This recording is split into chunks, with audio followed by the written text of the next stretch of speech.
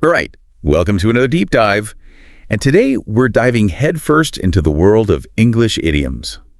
The phrases that, well, they make you sound like you really know what you're talking about. Like you're not just learning from a textbook. Exactly. We're working with a script, actually, from an English lesson all about these advanced phrases. And rather than just running through all of them, we thought it would be fun to pick out some of the most colorful ones. Yeah, the ones that really make you go, that's a cool way to say that. And try to understand not just what they mean, but like how they work, what makes them tick. Okay, so the first one that jumped out at me, I mean, who doesn't love a good secret? But then you've got someone like begging you to spill the beans. Right. Yes, spill the beans. It's all about revealing a secret or a surprise. Yeah, and it's not just about giving away the information. No, there's a sense of anticipation, a little bit of mischief maybe even. Right, like imagine you're planning a surprise party. Oh, yeah? And everyone's trying so hard to keep it quiet. But you can just see the excitement bubbling over. And that's when you say, come on, spill the beans. Who else is in on this? Exactly. And you know, the funny thing is spill the beans, it actually has a really interesting history. Oh, does it? It goes all the way back to ancient Greece, where voting, believe it or not, was often done using beans. White beans meant yes, and black beans meant no. Oh, wow. So if you, say, accidentally knocked over the container, you'd be revealing the results, literally spilling the beans. You got it. I mean, isn't that fascinating? Each of these little phrases, yeah, it's like a little window into the past. Yeah. Speaking of the past, this next one, by the skin of your teeth, I mean, that just paints such a vivid picture in my mind. It does, and it means barely escaping disaster. You know, achieving something, but only just... Yeah, like by the narrowest margin possible. I always picture someone like sprinting to catch a train just as the doors are closing. Oh, yeah. And they make it on just barely. Out of breath, heart pounding. Yeah, and there's this incredible feeling of relief. That sense of, I can't believe I made it. Right, like against all odds. And it's something, you know, we all connect with. Oh, yeah, absolutely. We love those stories of close calls and narrow escapes. Okay, this next phrase isn't quite as triumphant. In fact, it's kind of brutal. Throw someone under the bus.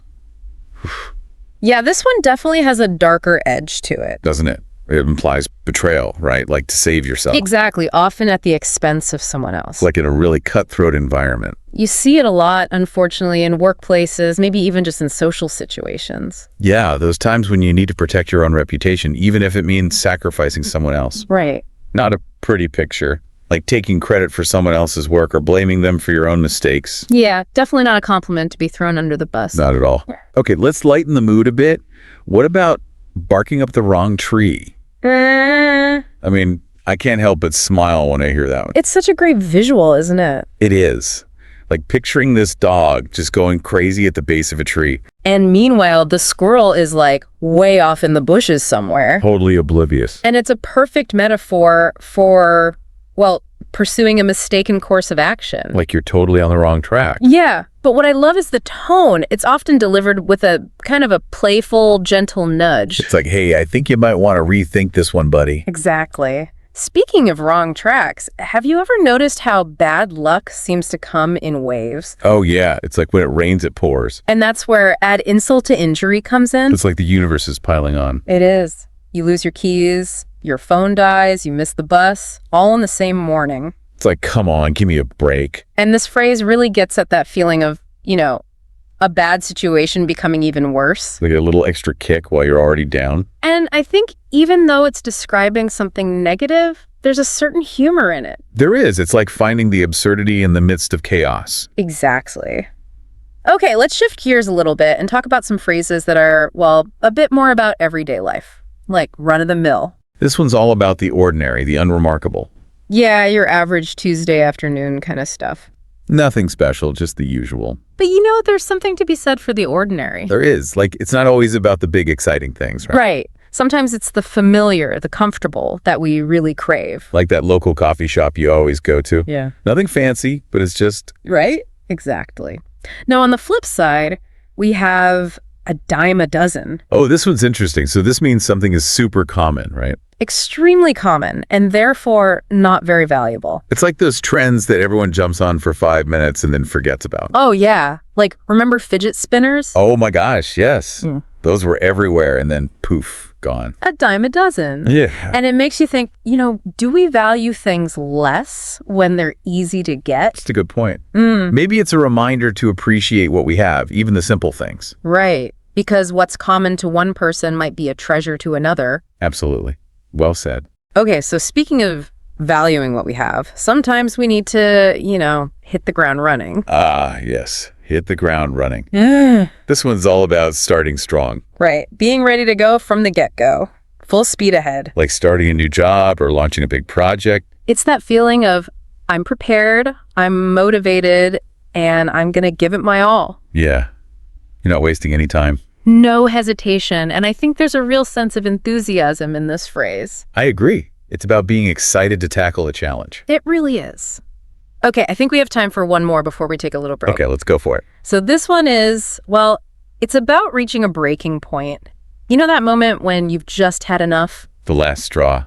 I know exactly what you mean. That's the one, that final incident that just pushes you over the edge. I think you've been putting up with something for ages, and then bam, this one little thing and you snap. It's the straw that breaks the camel's back, as they say. And it could be anything, right? Yeah. Like a series of small annoyances that just build up. Or one big thing that just sends you over the edge. And it's a reminder, I think, that we all have our limits. Absolutely. Sometimes you just got to say, enough is enough. Well, we'll be back in a moment with even more of these fascinating English phrases. We're just getting started. So stay tuned. All right, welcome back to the deep dive. We are uncovering all the mysteries behind these colorful English phrases. Yeah, these sayings that we use all the time, but maybe haven't really stopped to think about. Right, like where they come from. Yeah, or what they really mean. Exactly. Okay, so next up we have one that I think everyone can relate to, up in the air. Ah, yes. Up in the air. It's that feeling of uncertainty. Like when things are undecided, plans are on hold. You're just kind of waiting to see what happens. It's that feeling of like limbo, almost. Yeah, it is. Like imagine you're waiting to hear back about a job offer or like a college acceptance. Oh yeah, those are definitely up in the air moments. Big time. And your whole life kind of feels like it's hanging in the balance. It really does. It's nerve-wracking. But also, there's a sense of possibility too. Things could go either way. That's true. It could be good or bad. We just don't know yet. Exactly. Okay, this next phrase, it's not quite as lighthearted. A tough pill to swallow. Ooh. Yeah, this one is about facing reality, even when it's hard. Like accepting something you don't want to accept. But you have to. Like, what if your favorite band broke up? Oof. Yeah, that would be... That would be a tough pill to swallow. For sure, especially if you're a diehard fan. Right. Or what if you're really hoping for a promotion, but it goes to someone else? Oh, yeah. Those are those moments where it's like, ugh, okay, got to deal with this. And sometimes those tough pills, they force us to grow. That's true. Maybe it's a chance to discover something new, a new path. Yeah, sometimes you got to close one door to open another one, right? Absolutely. Mm. Okay, so this next phrase always makes me think of those like epic movie montage scenes, where the hero is training and getting ready for the big challenge. Oh, pull out all the stops. That's a good one. That's it. It's about giving something your absolute all, putting in maximum effort. Yeah, like you're holding nothing back. Right. Imagine you're planning a huge event like a wedding or a big fundraiser. You could pull out all the stops to make it amazing. You got it. It's about going above and beyond, exceeding expectations. Yeah. No half measures here. Right. Okay, this next one just conjures up such a vivid image, caught red-handed. It's like something straight out of a detective movie. It is. You can practically see the scene, the culprit standing there, the evidence right there in their hands. There's no denying it, no escape. They're busted. And there's something about that, that moment of being caught. It's just so dramatic. Yeah, like the jig is up. It speaks to our fascination with justice, We want to see the truth revealed. Okay, so let's talk about go the extra mile.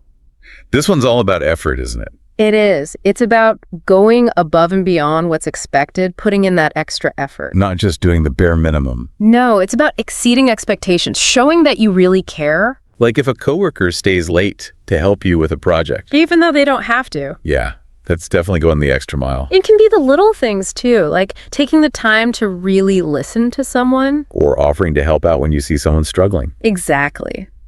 It's about being thoughtful, considerate. Yeah, those little acts of kindness that make a big difference. Absolutely. And lastly, we have a phrase that perfectly captures, the power of trends. Jump on the bandwagon. Yeah. This one's about joining the crowd, right? It is. It's about embracing something that's popular, maybe a new trend, a movement. Like when a new song comes out and suddenly everyone's listening to it. Or a new fashion trend emerges and everyone's wearing it. Yeah, it's like this irresistible force that pulls people in. And while it can sometimes have a negative connotation, like, oh, you're just following the crowd. Right. But it also speaks to this human need to belong. Yeah, to be part of something bigger than ourselves. It's fascinating, isn't it? That tension between individuality and conformity. It really is. Okay, so we've covered a lot of ground here with these 15 phrases. We have, and it makes you realize just how much richness and depth there is in everyday language. Yeah, we use these phrases all the time, but maybe we haven't really stopped to appreciate the stories they tell. The history, the imagery, the emotions they evoke. It's amazing. But before we wrap up, we have one final thought-provoking question for you. All right, let's hear it. What new phrases do you think will emerge in the future? You know, what words and expressions will capture the essence of our times?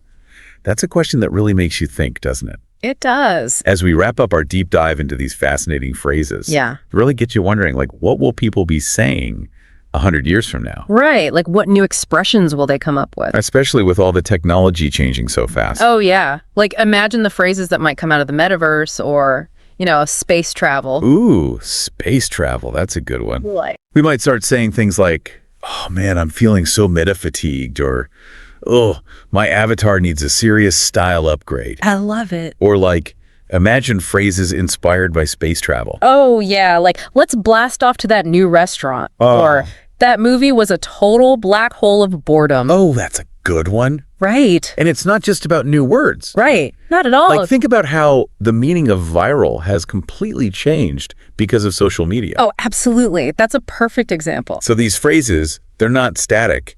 They evolve along with us. That's what makes language so fascinating, isn't it? Yeah, it really is. So as we conclude our deep dive today, I think the biggest takeaway is to stay curious. Right. Keep your ears open. Exactly. Pay attention to the way people are speaking, the new words they're using, the creative ways they're expressing themselves. Yeah. And don't be afraid to experiment with your own language, too. Right. Try out some of these phrases we've talked about, see how they feel. You might even invent some new phrases of your own. You never know. Because language is all about communication, connection, and creativity, right? Absolutely. So go out there and have fun with it. Happy language exploring. All right, so are you ready to dive into some seriously cool stuff with me today? I'm ready. Let's do it. Okay, awesome, because we are going deep into a 20-minute lesson plan. And this one is all about helping you master intros. Yeah. You know, like when you meet someone new. Oh, yeah. And sharing your experiences, like how to tell a captivating story. It's all about boosting that conversational charisma so you can ditch those awkward silences and connect with people like a pro. You know what I find really interesting about this plan? It's not just about memorizing lines or, like a script. Yeah. It's about understanding like the psychology behind a truly great introduction. Oh, totally. And they really walk you through it step by step from like warming up those conversational muscles Yeah. to actually role-playing scenarios. So it's like you're not just learning the theory. Right. You're building real confidence in those practical skills you can actually use out in the wild. I love that. And you know what else I love? Right? How they kick things off with an icebreaker activity. Uh-huh. It's so simple, but so clever. Okay, so picture this. You pair up with someone and you share a unique fact about yourself, something that most people wouldn't guess. Like a little treasure hunt of personal trivia, right? I like that. So what's something most people wouldn't guess about you? Oh, wow. Putting me on the spot already. Exactly. I don't know. Maybe I used to be a competitive ballroom dancer. No way. Yeah, it's true. See, that's what I'm talking about. It gets Yeah. you thinking, and it's a fantastic way to break the ice without feeling like all eyes are on you, you know? It's true. And it subtly shifts everyone's mindset from feeling like, oh gosh, I have to perform or say something super clever. Exactly. To realizing that, hey, everyone has something interesting to share. It Yeah. creates this instant sense of camaraderie and it sets the stage for, more genuine sharing as the conversation goes on. It's like a warm-up for your soul.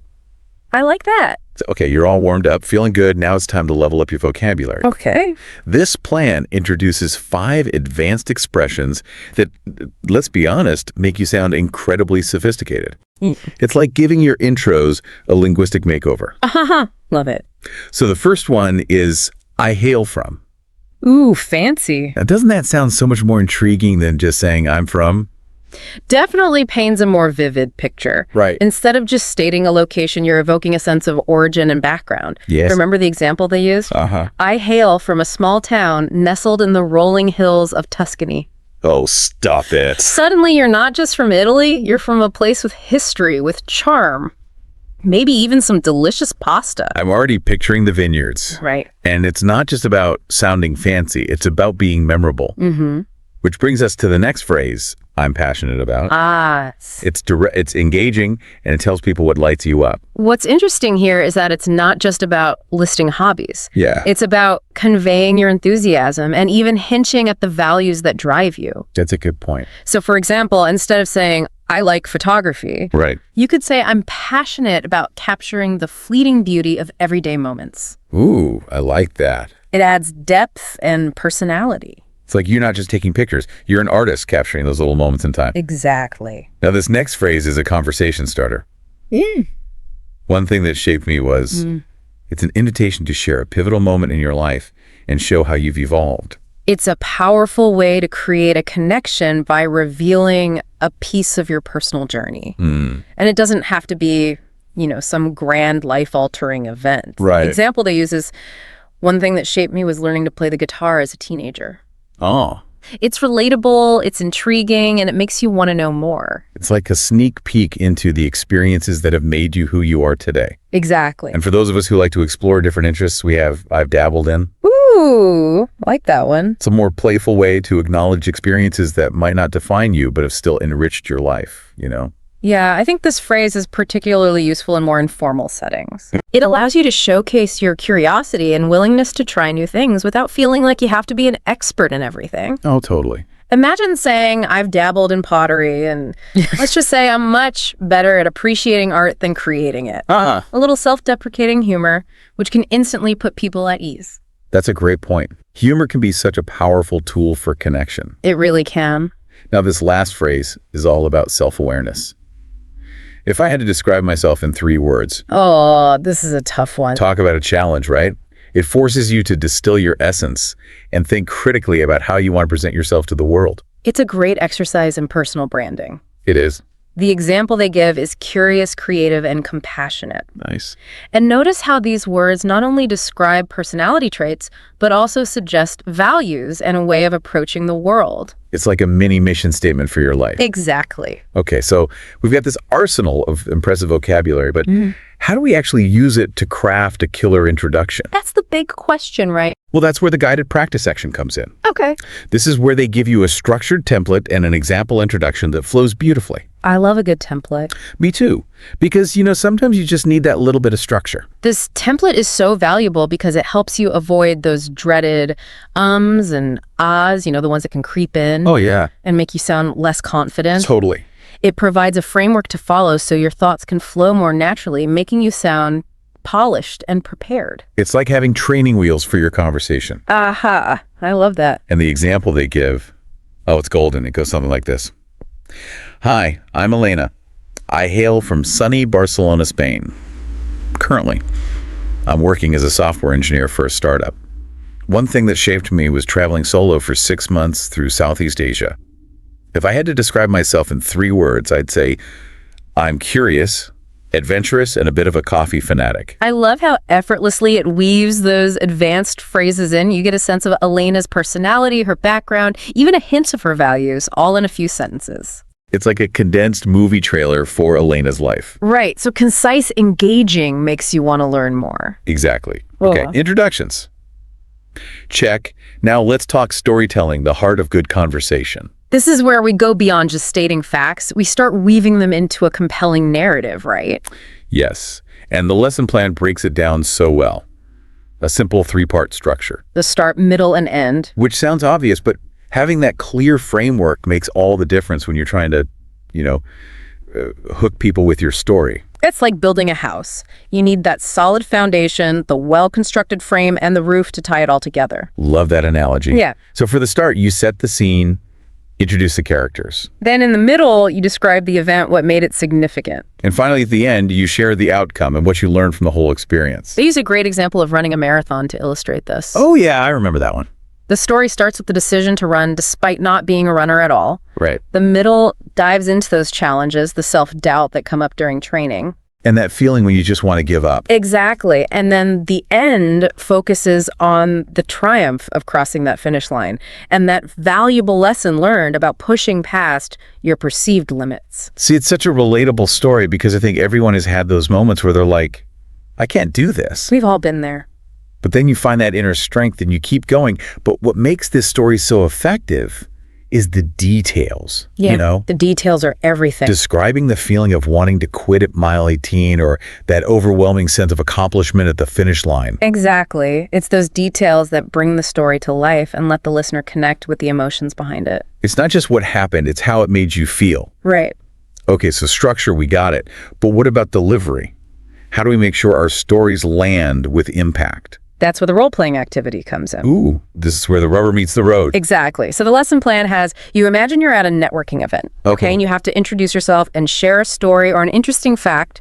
I can see how some people might be hesitant to role play. Oh, for sure. It can feel awkward, especially if you're not used to putting yourself out there. But isn't that kind of the point, to get comfortable with those feelings and develop the confidence to share your story, even when you're feeling a bit vulnerable? Absolutely. It's like any skill, the more you practice, the more natural it becomes. Yeah. And the beauty of role-playing is that safe environment. You know, you can experiment, get feedback, refine your approach without the pressure of a real-life situation. It's like a dress rehearsal before opening night. Exactly. And speaking of wrapping things up, the lesson plan ends with reflection and homework. They encourage you to identify a phrase or technique you enjoyed using, even write a detailed introduction for the next class. So it's like learning is an ongoing process. Precisely. It's not just about memorizing a few phrases or practicing a couple introductions. It's about developing that growth mindset and constantly seeking ways to improve your communication skills. You're always leveling up. Exactly. This lesson plan gives you the tools, but it's up to you to keep using them and refining your approach over time. You know what's really hitting me is that this lesson plan, it's not just about becoming a smooth talker. Right. It's about becoming a better communicator overall, Oh, absolutely. which honestly can benefit you in every single aspect of life. Think about it. How many times have you struggled to articulate your thoughts or feelings, All the time. or felt like you weren't really connecting with someone? Yeah. This lesson plan gives you the tools to bridge those communication gaps and build stronger, more meaningful relationships. It's funny, we often think of communication as something that just, happens Yeah. naturally, but it's really a skill. It is. And like any skill, it takes practice and intention to develop. What I find fascinating is that even though we communicate all the time, constantly, Yeah. we rarely take the time to actually analyze how we do it. That's so true. This lesson plan encourages you to become more mindful of your communication style and to identify areas where you can improve. So it's like having a personal trainer, but for your communication skills. Exactly. It helps you pinpoint your strengths, work on your weaknesses, and ultimately become a more confident and effective communicator. And the best part is you can see the results in real time, you Right. know? As you practice these techniques, you'll notice that conversations flow more easily, connections deepen, and misunderstandings become less frequent. So as we wrap up this deep dive, let's leave our listener with a challenge. Okay, I like it. Don't just file this information away, put it into practice. I challenge you to try out one of these techniques today. Yes, don't wait for the perfect opportunity. Start small. Maybe you try out one of those power phrases at your next meeting, Ooh, good one. or share a story with a friend using that start, middle, and end structure we talked about. Pay attention to how people respond. You might be surprised by the impact a few well-chosen words or a well-told story can have. And most importantly, have fun with it. Communicating shouldn't feel like a chore. It should be an opportunity to connect, to share, and to express yourself authentically. Every conversation is a chance to learn and grow. So embrace those opportunities and watch as your communication skills blossom. You got this. We have absolute faith in your ability to become a more confident and engaging communicator. Until next time, happy connecting. All right, so we're diving into these awesome English speaking tips. And guess what? We're going to use storytelling to help you guys get there. I've been really digging through all these tips, and some of them are so cool. Did you know that simply narrating your day, even just making breakfast or walking the dog, can make a huge difference? There's this story about Jane, who was super shy about speaking, but she started doing that, just narrating her day, and her fluency just took off. You know, it's funny, we often underestimate how powerful just those everyday activities can be. For language learning, it's all about like creating a consistent habit of thinking and speaking in English. Yeah. You know, I used to struggle with this whole think in English thing. I'd be translating everything in my head before I could even say a word. It was exhausting. And my conversations just felt so clunky. What are some ways to actually shift your thinking into English mode? Well, that's a common challenge. One really effective technique is to start small. So instead of trying to translate like entire sentences, just focus on single words or short phrases. For example, when you see a cat, just think cat in English, not your native language. And then as you get more comfortable, gradually increase the complexity. Another helpful tip is to use visual aids. So surround yourself with English labels, posters, even sticky notes. This constant visual reminder will kind of just nudge your brain to start thinking in English. So it's like training your brain to make those automatic connections, right? Instead of going through that extra translation step. Exactly. And speaking of training, the source material really emphasizes the importance of daily practice, even if it's just for like 10 or 15 minutes. The key is consistency. Think of it like working out a muscle. The more you use it, the stronger it gets. And this story about Raj totally proves your point. He was really focused on improving his pronunciation. So he started imitating the dialogue from his favorite movies, paying attention to the actor's intonation and everything. And guess what? It totally worked. He started to sound so much more natural and fluent. You know what Raj was doing was actually quite clever. He was intuitively tapping into the power of mimicry, which is like a fundamental aspect of language acquisition. When we imitate native speakers, we're not just copying sounds, we're absorbing like the subtle nuances of the language, the rhythm, the stress patterns, even the emotional tone. Okay, that makes a lot of sense. It's like when we learn our first language as babies, we're constantly mimicking what we hear around us. So why not apply that same principle to learning English? Exactly. And this leads us to another crucial point that's emphasized in the source material: learning phrases, not just isolated words. Okay, this is something I've heard before, but honestly, I never fully understood why it was so important. Can you explain a bit more about the benefits of learning phrases instead of just memorizing individual words? Sure. So when we learn phrases, we're not just acquiring vocabulary, we're also grasping how words work together. In natural flowing speech, for example, instead of just learning the words give and hand, we learn the phrase, could you give me a hand? This teaches us like the grammatical structure, the idiomatic usage, and the natural rhythm of the language. Oh, so those common phrases become like building blocks for conversations. It's much more efficient than trying to piece together individual words in the moment. Exactly. Imagine trying to build a house brick by brick versus using prefabricated walls. Phrases are those prefabricated walls of language. They help you communicate more fluently and naturally. The source even gives some great examples, like what's up or how's it going? You know, I never thought of it that way. That's actually a really helpful analogy. So instead of getting bogged down with individual words, we should focus on those everyday phrases and how they're used in context. That's a fantastic takeaway for our listeners. Absolutely. Yeah. And the beauty of it is you encounter these phrases all the time. In movies. Yeah. Music. And everyday conversations. Start paying attention to them. Write them down and practice using them in your own interactions. Yeah. I love that. All right, so we've talked about the importance of thinking in English, practicing consistently, and learning phrases. But let's get even more practical. This source has a whole section on using stories to improve fluency. And I have to admit, I was a little skeptical at first, but then they started talking about visualizing the story and really bringing it to life with details. And it clicked for me. I actually tried it with the sample story they gave about a weekend hike.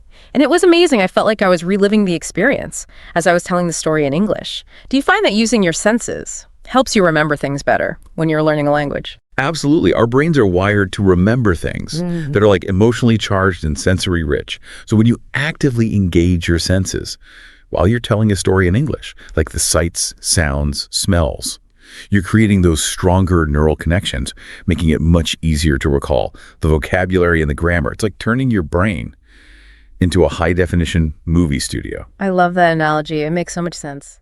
And speaking of making things stick, this source also recommends recording yourself speaking English. Oh, I used to cringe when I would listen back to my early recordings. But it really helped me pinpoint areas where I needed to improve. It was like having a personal language coach in my pocket. Yeah, such a valuable tool Yeah. for self-assessment. You can hear your pronunciation, your intonation, the overall flow of your speech. You might notice things you weren't even aware of, like maybe using filler words too often, or speaking too Oh, quickly. totally. I used to say and like all the time. But hearing it back on a recording made me so much more conscious of it. And over time, I was able to break those habits. Exactly. It's all about becoming aware of Yeah. your own speech patterns and then making those conscious efforts to improve. Yeah, for sure. You know, another thing that really stood out to me in these tips was the power of asking questions. It seems so simple, Yeah. but it's such an effective way to keep conversations flowing and build your confidence. Asking questions not only demonstrates like your engagement, but it also encourages the other person to share their thoughts and experiences. It kind of takes the pressure off of you to constantly come up with things to say, and it creates a more dynamic and engaging interaction. Right. And they suggest using those open-ended questions like, what do you think about? Or Yeah. how is your seat? Which is a great tip. Those kinds of questions invite more detailed responses and give you more opportunities to listen and learn. Yeah, and don't be afraid to ask clarifying questions. If you don't understand something, native speakers are usually happy to explain or rephrase things. It shows that you're actively listening and you're eager to learn. Absolutely. It's all about showing genuine interest and engaging with the conversation. Okay, one last tip from this section that I found really intriguing: expanding your vocabulary with context. Yeah, learning new words in isolation can be a bit like trying to memorize a phone book. It's dry and it's difficult to retain. But when you encounter words in context, within sentences and stories, they come alive. They suddenly have meaning and purpose. Yeah, they give the example of the word serene used in the sentence. The lake was serene, surrounded by mountains. And it's so true. You can instantly picture the scene and understand the feeling the word is trying to convey. Exactly. The sentence provides clues to the meaning of the word serene. You can infer that it describes a peaceful, calm, and tranquil atmosphere. And that visual imagery helps cement the word in your memory. Okay, so I've always kind of found the idea of role-playing a bit intimidating, but this source makes a really compelling case for it. They say it's like a dress rehearsal for real-life conversations, which makes a lot of sense. Yeah, it's like a safe space to experiment, make mistakes, and build your confidence. Think about those situations where you might feel a little nervous using English, like ordering food, asking for directions, making a phone call. Role-playing those scenarios can really help you feel more prepared and less anxious when you actually encounter them in real life. Right. They even provide this example scenario of ordering at a cafe. Want to give it a try? Sure. Okay, so imagine I'm the customer and you're the barista. Okay, I'm feeling brave. I'm going to go for it. Hi there. I'd love to try one of your lattes. What would you recommend? Okay, welcome to our cafe. We have a variety of delicious lattes. Do you prefer something sweet, or are you looking for more of a classic flavor? I'm feeling adventurous today. What's your most unique latte? Let's see. Our lavender honey latte is a customer favorite. It's a beautiful balance of floral and sweet notes. Wow, that sounds amazing. I'll have that, please. Excellent choice. One lavender honey latte coming right up. See? Yeah.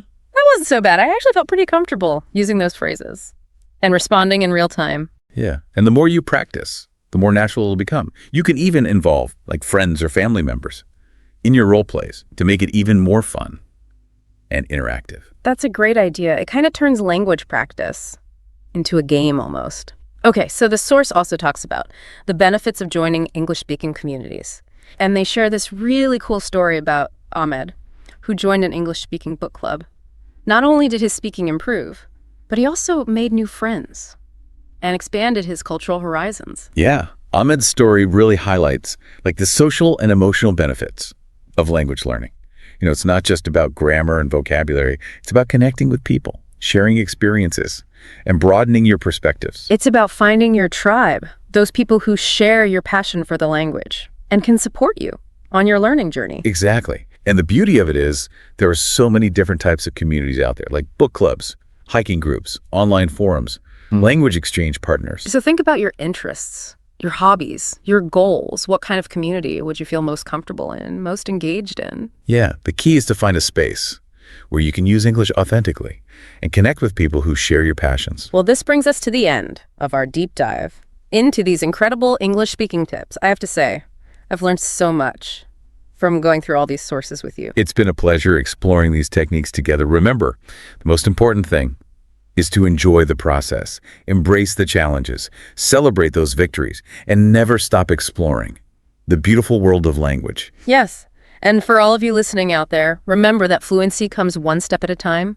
Keep practicing, keep experimenting, and most importantly, keep believing in yourself. Until next time, happy speaking. Hey everyone, and welcome. You know how sometimes you wish you could just switch between formal and informal English? Like it's nothing? Like having a secret code, yeah. Exactly. Well, that's kind of what we're diving into today. We've got this awesome cheat sheet all about formal versus informal English, and we're going to break it down. It's like a superpower, choosing the right words for every situation. Totally. I mean, imagine going to a job interview and accidentally slipping into super casual slang. Or using like Shakespearean English when you're just texting your friend. Oh, been there. Right. Not a good look. Yeah. So let's get into it. This cheat sheet starts with the core definitions of formal and informal English.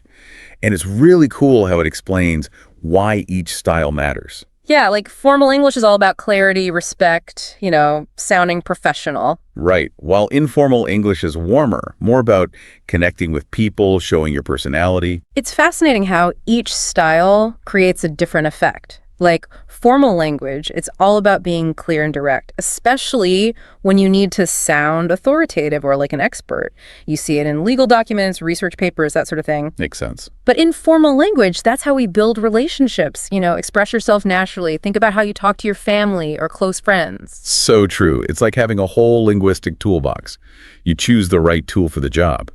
Now, this cheat sheet has this awesome table of word pairs that really show the difference between formal and informal English. Oh, yeah. Those are great examples. There are a few that just jump out at me, like purchase versus buy. I mean, they basically mean the same thing, but purchase always feels so much more serious. Yeah, purchase definitely has that heavier, more transactional feel to it. You wouldn't say, I'm going to purchase a candy bar at the store, right? Definitely not. But you would say, the company is considering the purchase of a new building. It's like purchase is reserved for bigger, more official things. Interesting. So it's about using the right word for the situation. And speaking of, another word pair I wanted to ask about is obtain versus get. They both mean to acquire something, but obtain just sounds like you had to work so much harder. You're right on. Obtain implies effort, and often there's a more formal process involved. Like you wouldn't say, I got my degree after years of study. It doesn't have the same impact. Right. You'd say, I obtained my degree. It emphasizes the accomplishment, the effort you put in. Totally changes the feeling. Okay, I'm starting to see how these small word choices can really change how your message comes across. Now let's jump into some real-life scenarios this cheat sheet covers, like job interviews, texting, and social media. Ooh, yeah. Those are where things can get tricky. It's like navigating a linguistic minefield. Let's start with job interviews. They're already nerve-wracking enough. What's the biggest language mistake you've seen people make in those situations? It's not always about using the wrong word. It's more about the overall tone and being aware of the context. I once had this candidate who kept using slang and informal expressions throughout the whole interview. Oh, no. Yeah, it wasn't that they were trying to be disrespectful or anything, but it created this disconnect. It made it harder to assess their professionalism. How they would fit into the company culture. I get it. It's like showing up to a fancy dinner party in, like, sweatpants. It's not that sweatpants are bad. They're just not right for the occasion. Exactly. So from your experience, what are some key tips for hitting that sweet spot? Being professional, but still sounding natural in a job interview. Well, clarity and conciseness are always good things to keep in mind. Like instead of saying, I endeavored to ameliorate the situation, Right. You could simply say, I worked to improve the situation. It gets the point across without being too complicated. So it's about being impressive without being confusing. Exactly. And don't forget about your nonverbal communication too. Body language, tone of voice, those all play a part. True. It's all about sending the right signals. All right, let's move on to something you mentioned earlier. Texting. I know you're super busy. Do you ever find yourself overthinking your texts? Especially when it comes to slang or abbreviations. Oh, all the time. Texting is naturally informal, but there's still a spectrum there. Yeah. Sometimes I'll type something out and then think, wait, is this too casual? Or will they even understand this abbreviation? Me too. Like, should I use lol or actually type out, that's funny? It's a real dilemma. Right. So how do you figure out where the line is, especially when you're texting someone new? Right. I think it comes down to, reading the room, even if it's a virtual room. Pay attention to how the other person is texting. Are they using lots of slang, emojis? Yeah. Then you can probably loosen up a bit too, but if they're more reserved, it's better to be a little more careful, at least at first. So it's a bit of a dance, like you said before, mirroring and adapting. That's really helpful. Okay, but what about social media? That feels like a whole different beast. You're potentially talking to tons of people at once. Yeah. How do you navigate the formal-informal balance there? Social media is interesting because it often blends different levels of formality. You might be commenting on a friend's silly post 1 minute and then having a serious discussion in a professional group the next. Right. It's like having multiple conversations happening at the same time. I never thought about it that way. So it's even more important to think about your audience and the purpose of your message. For sure. Think about who you're trying to reach and what you want to achieve with your post or comment. Are you sharing a personal story, offering professional insights, or just messing around? That'll help you decide how formal to be. Makes sense. Okay, we've talked about all these specific situations, but I'm curious. Have you ever come across a situation where the line between formal and informal was just totally blurred? Like you had no idea which style to use? Oh, absolutely. It happens more often than you'd think. One that comes to mind is online forums, those communities where people from all walks of life come together. You might have someone using super technical jargon in one comment, and then someone else responds with a meme. Oh, wow, a real mix. It's a linguistic melting pot. Sounds kind of overwhelming. So how do you even approach a situation like that? I think the key is to be adaptable and focus on being clear. Even if you don't understand every single word or reference, try to get the main idea and respond in a way that's clear, respectful, and relevant to the topic. And don't be afraid to ask for clarification if you need it. Great advice. So it's all about being flexible and open to learning. Okay, I'm feeling way more confident about handling these tricky situations now. But before we jump into the next part of your cheat sheet, let's take a quick breather and recap what we've covered so far. We started by defining formal and informal English, those two distinct styles. Then we dug into those tricky word pairs, like purchase versus buy, and saw how those subtle choices can really change your message. And we even tackled those real-life communication minefields, like job interviews, texting, and social media. We learned how to find that balance between being professional and being ourselves. And the big takeaway is that language is constantly changing, right? So we got to be willing to adapt and learn as we go. Love that perspective. It's not about always getting it right. It's about being aware, adaptable, and enjoying the ride. And speaking of enjoying the ride, let's buckle up and get ready to explore the fascinating world of how language evolves in the next part of our deep dive. Things are about to get even more interesting. Welcome back, everyone. Before we got sidetracked with all those real-life scenarios, we were talking about how language is always evolving. I mean, think about how much English has changed even in the last few years. All those new slang terms, all those online expressions. It's crazy, right? I feel like I need a dictionary just to keep up with my younger cousin sometimes. It's like they're speaking a whole new language. But seriously, how does all this change affect the whole formal versus informal thing? Is formal English becoming like a dinosaur? That's a really interesting question, and it's actually something that linguists are studying right now. Formal English definitely still has its place. Think about academia, law, government. Those are places where it's still really important. Right, for official stuff. Exactly. But it's not immune to change. Even something like email. Think how we used email 10 or 15 years ago. It was always so formal. Well, you're super serious. But these days, it's much more common to use relaxed language, especially with colleagues or clients you know well. I definitely do that. I'm way more comfortable using contractions and even emojis in work emails now. Just depends who I'm emailing, of course. Right. It's about finding that balance, being professional, but also building relationships. Totally. And that's where things get really interesting, right? The lines are blurring in a lot of contexts. Yeah. Like social media is a perfect example, especially LinkedIn. You've got this mix of professional networking and more casual interaction. You might have a CEO posting this super insightful article, and then the next minute they're sharing a funny story about their weekend. It's true. It's like a whole new world of communication. So are you saying we need to become like linguistic chameleons, constantly adapting to each platform and audience? Well, it can feel like that sometimes, right? But I think the key is to be aware of what's going on, what the different expectations are. We don't have to abandon all the rules of formal English, but we can also be flexible and creative with informal language. That reminds me of the practice exercises you included in the cheat sheet. Oh, They're not just about memorizing rules. They're about trying different styles, finding your own voice. exactly. Like there's one where you rewrite a formal email in a more casual way, and then the other way around. It really gets you thinking. It's like a workout for your language skills. Yeah. So what I'm hearing is that language is a tool, and just like any tool, we need to know how to use it for different purposes. I love that analogy, and that's one of the most important things to remember. Language is a tool.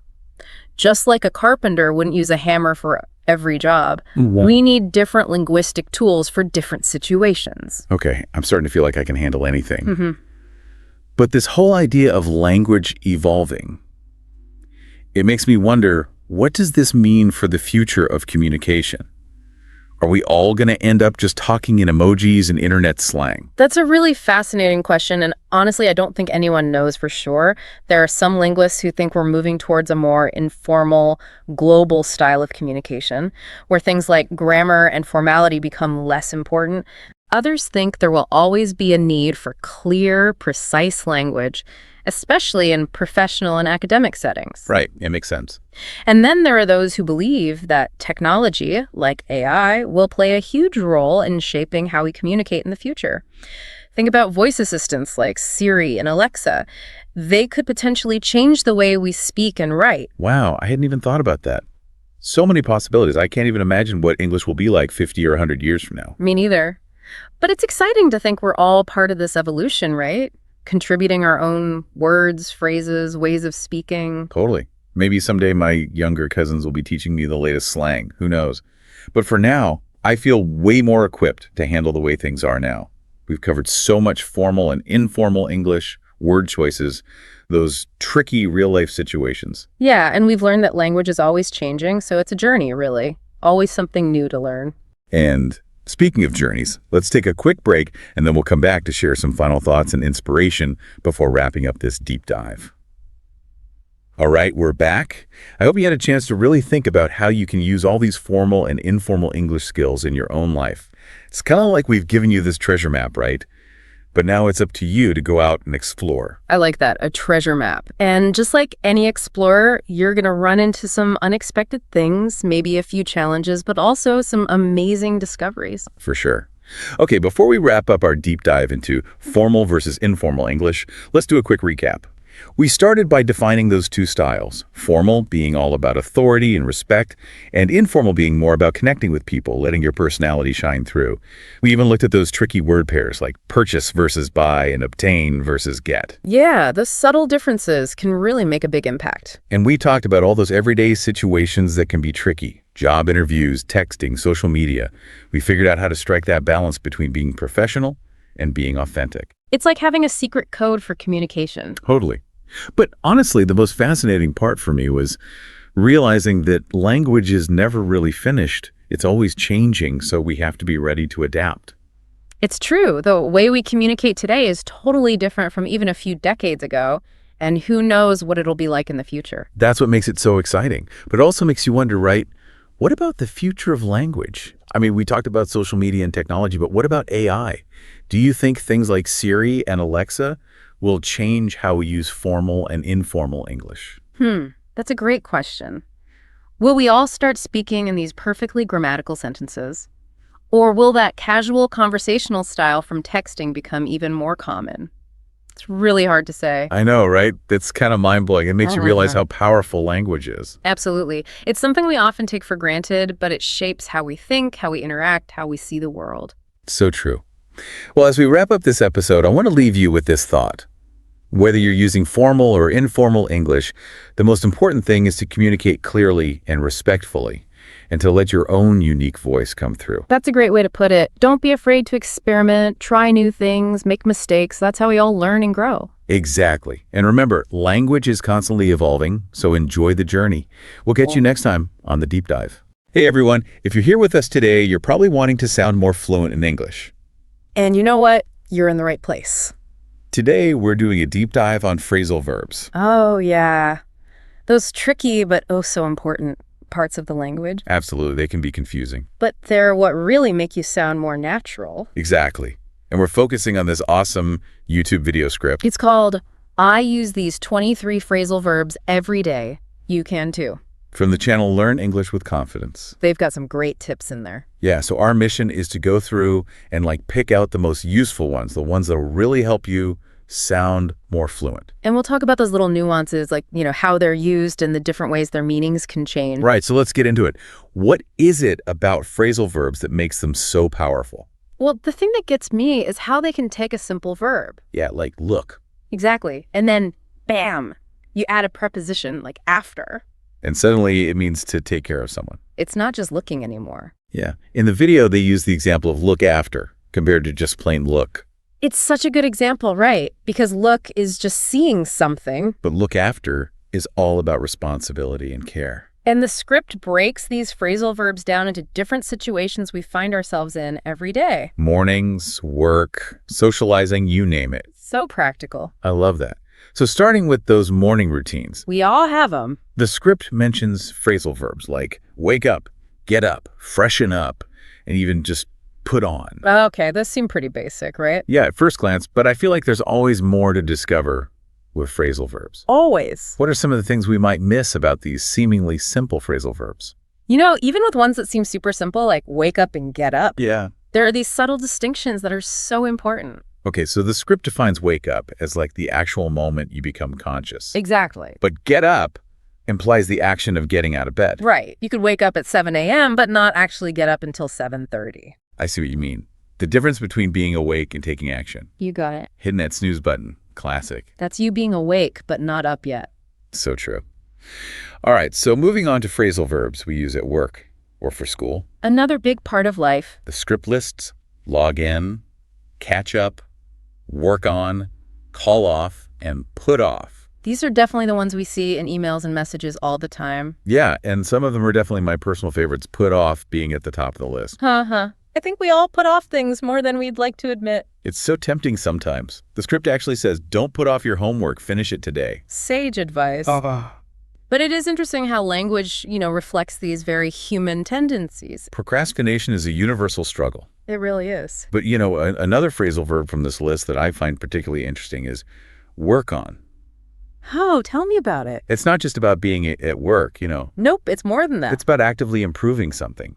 Right, like a project or even yourself, right? You're working towards something. Yeah. Exactly. I'm working on a new project. It implies effort and progress. Exactly.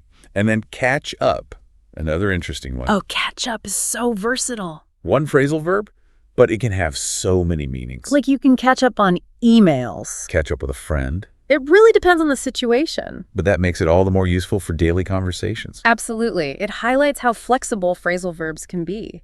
Okay, so we've done mornings, we've done work, but now let's get to the fun part, socializing. Yes, my favorite part. The script highlights some really common ones here, like hang out, catch up with, again, Yeah. come over, and make up. Such good ones. Those are the ones you hear all the time. Definitely. And I think for English learners, it's important to understand those nuances, like when is it okay to use them and when is it maybe a little too casual. So true. And I think with hang out, Yeah, that's a good one to start with. it's super common, right? But it's interesting to think about how it became so common. Like, where did it even come from? It seems like it emerged, not that long ago, like mid-20th century. Wow, so relatively recent in the grand scheme of things. Exactly. And it's important to remember that it's super informal, so you probably wouldn't use it in a formal setting. Yeah, good point. You wouldn't hang out with your boss. Probably not, unless you're really good friends. So how does that inform how we approach learning phrasal verbs? Yeah. Thinking about when and where they're appropriate to use. Well, I think it's all about context, Yeah, context is key. and paying attention to the way native speakers use them. Exactly, like in movies, TV shows, even music. It's like language is constantly adapting, reflecting our culture. Yeah, you could say language hangs out with the times. That's a great way to put it. So moving on to another social phrasal verb, Okay. come over. Are there any potential misinterpretations with this one? Well, come over is generally understood, but it is quite informal. Right. So if you're in a situation that calls for a little more formality. Like meeting someone for the first time. Yeah, exactly. It might be a good idea to add a touch more politeness, like, would it be all right if I came over? I see your point. Or maybe something like, would you like me to come over? Right, it shows you're considerate. Exactly, just softens it a little bit. Okay, so from hanging out with friends to being polite and considerate, phrasal verbs cover it all. They really do. They're essential. All right, moving on to the not so fun but very important part of life, chores and errands. Oh, yeah, the things we all gotta do. The script highlights some key phrasal verbs here, like clean up, pick up, drop off, and run out of. The everyday essentials. We use these all the time without even realizing it, right? Absolutely. It's like second nature. And yet, even though we use them all the time, sometimes I still get tripped up, like pick up and drop off. Oh, yeah. Those can be tricky. I'm curious, is there like a foolproof way to remember which is which? Well, think about the direction of the action. With pick up, you're taking something. Ah, like picking up groceries. Exactly. But with drop off, you're leaving something somewhere. Ah, so dropping off dry cleaning. You got it. Okay, so I'm picturing arrows. Oh, I like that. Like pickup is an arrow pointing towards you. And drop off is pointing away. Perfect. Visualizing things can be super helpful when you're learning. I'm a visual learner for sure. So we've gone from waking up to running errands, and it's amazing how many phrasal verbs we use without even realizing it. Right. They're everywhere. And we've only covered a handful from this list. There's so much more to explore. I'm ready for more. But let's take a quick break, and then we'll come back and dive into even more of these fascinating phrasal verbs and how they can help you take your fluency to the next level. Sound good? Okay, so back to those phrasal verbs. Now the script's taking us into the evening Winding down after a long day. with phrasal verbs like wind down, turn on, turn off, go over, stay up, and doze off. Ah, the evening routine. It's interesting how these phrasal verbs, reflect that shift in energy. From busy to relaxed. Exactly, like that feeling of slowing down. And speaking of, staying up, Oh, are we talking about staying up late? that's definitely one of my weaknesses, I can relate. especially when I get lost in a good book. Or, scrolling on your phone. Guilty as charged. The script actually mentions staying up late to watch movies. Yeah, I've definitely done that. Classic.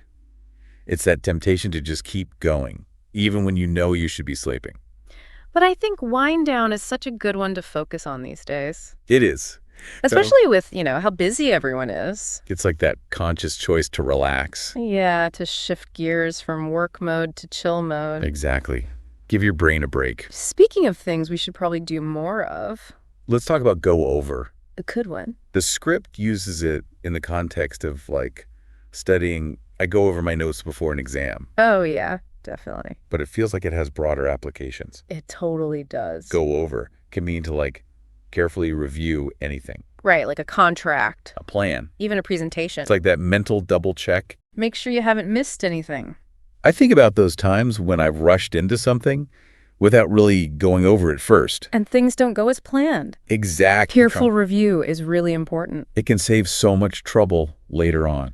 For sure. So go over. It's not just about studying. Nope, it's about being thorough. And now for the opposite of staying up, Oh, what's that? dozing off. Haha, I've done that one too. It's that like unintentional falling asleep, When you really shouldn't be. like in a meeting. The script gives the example, I dozed off while reading. Heavens to the best of us. It's like your body just overrides your mind. Yeah, and sometimes it can be a little embarrassing. Especially if you're in public. I've definitely dozed off in some pretty awkward situations. But what I really like about this YouTube video, Oh yeah, tell me about it. it's not just about listening and learning the definitions. Right. They actually give you chances to practice. So important. Like they have this interactive section Oh, where viewers get to like fill in the blanks in sentences using the phrasal verbs. oh, I like that. Like, I need to blank my homework before class tomorrow. Makes you think. Or, we've blank of coffee, let's buy more. That's clever. Yeah, it's super engaging and it helps you actually apply what you've learned. Hands-on learning, it's the best. And then they take it even a step further. Oh, wow. They challenge viewers to write a short story Oh, that's awesome. using at least 3 of the phrasal verbs. That's so creative. Yeah, it's about taking those individual pieces of language and building something with them. So it's not just memorizing Exactly. It's about actually integrating them into your vocabulary. and making them your own. Okay, so we've gone through this whole list of 23 phrasal verbs for this YouTube video. It's been a journey. From waking up in the morning to dozing off in the evening, we've covered it all. What are some key takeaways about phrasal verbs in general that we can take with us? That's a good question. What stands out to you? Well, I think one thing that really shines through is how versatile they are. Oh, yeah, for sure. I mean, you can use them to describe actions. Like pick up and drop off. Exactly. Yeah. But also states of being. Like wind down. Yeah, even emotions. So they're not just about physical actions. Nope, they go deeper. And one verb can have so many different meanings depending on the particle that's added. It's like they unlock a whole new level of expression. But that can also be a little daunting, right? It can, especially if you're new to learning English. What advice would you give to someone who's maybe feeling a little overwhelmed by all these phrasal verbs? Honestly, I'd say don't try to learn them all at once. Yeah, small steps. Pick a few that you find interesting. Or that you think you'll actually use. Exactly. And start incorporating those into your conversations. Baby step. And, don't be afraid to make mistakes. It's all part of the learning process. It really is. Making mistakes is how we learn. The more you use them, the more comfortable you'll become. And, pay attention to how native speakers use them. Yeah, listen closely. In movies, TV shows, even just everyday conversations. You can pick up a lot just by observing. I think context is key. Absolutely. Sometimes the same phrasal verb can have a slightly different meaning depending on the situation. That's the beauty of language. It's so nuanced. All right, before we move on, let's do a quick recap of some of the most useful phrasal verbs we've talked about today. Okay, good idea. Put off, for all you procrastinators out there. A classic. Catch up for those busy days. Essential for modern life. Wind down for some self-care. Take care of yourself. And then there's work on. Showing that effort. And go over. For that extra attention to detail. And remember, if you want to see the full list of all 23 phrasal verbs from this video, yeah, definitely check it out. We'll include a link in the show notes so you can explore. And before we go, I think it's worth coming back to that big question we posed earlier. Yeah. How do phrasal verbs, with all their unique combinations and evolving meanings, reflect the nature of the English language itself? It's a big question. It is. But such an interesting one. I mean, they really embody that dynamic and adaptable nature of English. It's like they're little microcosms of the language itself. Always changing. Always evolving. Just like English. Okay, well, let's hold that thought for a moment and take a quick break, and then we'll come back and talk about how you can actually use all of this to improve your English fluency. Sounds good. Okay, welcome back, everyone. We've talked about all these awesome phrasal verbs. So many good ones. Learned about their definitions. Their origins. Those tricky little nuances. The context. But now it's time to talk about you. You got it. And how you can use all of this to actually become more fluent in English. The most important part. It is. It is. And I think sometimes people get so caught up in the technical side of learning a language. The grammar rules. Yeah, that they forget that the ultimate goal is communication. To connect with other people. Yeah, exactly. Fluency isn't about memorizing endless rules. It's about expressing yourself. And feeling confident doing it. And phrasal verbs can help you do that. They can. Think of them like the spices in a recipe. Oh, I like that. They add that extra flavor. That theorizing. That makes your speech sound more natural and authentic. Not so bland. Instead of saying, I cleaned my room. Right. You can say, I cleaned up my room. Much better. It's a subtle difference. But it makes a big impact. It does. It makes you sound more like a native speaker. More comfortable. But, let's be real for a second. Learning phrasal verbs can be a little overwhelming. It can. There are so many. And they can be tricky. What advice would you give to someone who's, feeling a bit lost with phrasal verbs? Honestly, be patient. Yeah, patience is key. Don't try to learn everything at once. That's a recipe for disaster. It is. Start with a few that you like. That you think you'll use. And gradually incorporate those into your conversations. Exactly. Don't be afraid to make mistakes. Oh, mistakes are your friends. They are. They help us learn. The more you use them, the more natural they'll become. And, one of the best ways to learn is to just pay attention to how native speakers use them. Yeah, be observant. Watch movies, listen to podcasts, eavesdrop on conversations. Maybe not eavesdrop, but you get the idea. You know what I mean? Just immerse yourself in the language. Absorb it. And speaking of nuances, I think it's time to come back to that thought-provoking question we left everyone with. Oh, yes, the big one. How do phrasal verbs, with all their unique combinations and constantly changing meanings, reflect the nature of the English language itself? It's a question that really gets you thinking. It does. What do you think? Well, I think phrasal verbs really embody that dynamic, adaptable nature of English. Yeah, they're always evolving. Just like the language itself. It's like they're these little snapshots of how English works. Always changing, always growing. And they encourage us to be playful with language. To experiment. To not be afraid to try new things. And to embrace the beauty of imperfection. So next time you're feeling stuck or you want to add a little bit of flair to your English, remember those phrasal verbs? They're your secret weapon. They can really help you unlock a new level of fluency and expression. Have fun with them. Exactly. And that's it for today's deep dive on phrasal verbs. Hope you learned something new. We did. We always do. That's the beauty of language. There's always something more to discover. Absolutely. Thanks for joining us, and we'll catch you on the next deep dive. See you then. All right. We're going deep into American English pronunciation today. Yeah. You want to sound more natural, more fluent, Uh-huh. and that YouTube script you sent, packed with tips. Okay, cool. I think we'll find some really cool shortcuts to sounding American, Yeah. ready to unlock some secrets. Yeah. Sounds exciting. This script is cool because it doesn't just focus on individual words. It goes into the nitty-gritty, like how sounds change when you're speaking, Right. how you connect words, the rhythm. Exactly. It's not just about saying each word perfectly. It's more about how it all flows together. Right. That makes sense. Think about it. When we speak naturally, Yeah. we don't enunciate every syllable. Right. We kind of blur sounds together. Yeah.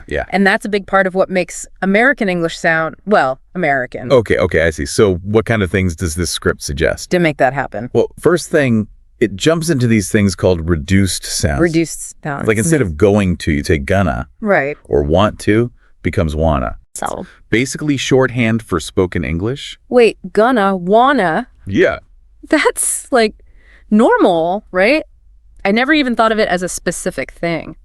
To learn. Right. It seems obvious, but it's actually key to sounding more natural. And this script points out these little patterns. Okay. Kind of for kind of, or should have for should have. Yeah. The unstressed parts get squeezed. Uh-huh. Almost like a linguistic accordion. Uh-huh. Linguistic accordion, I like that. So it's like finding those patterns. Yeah. And almost being lazy with the sounds. But in a good way, of course. Exactly. Efficient with your speech. Right. And it's funny you say lazy because there's this other thing.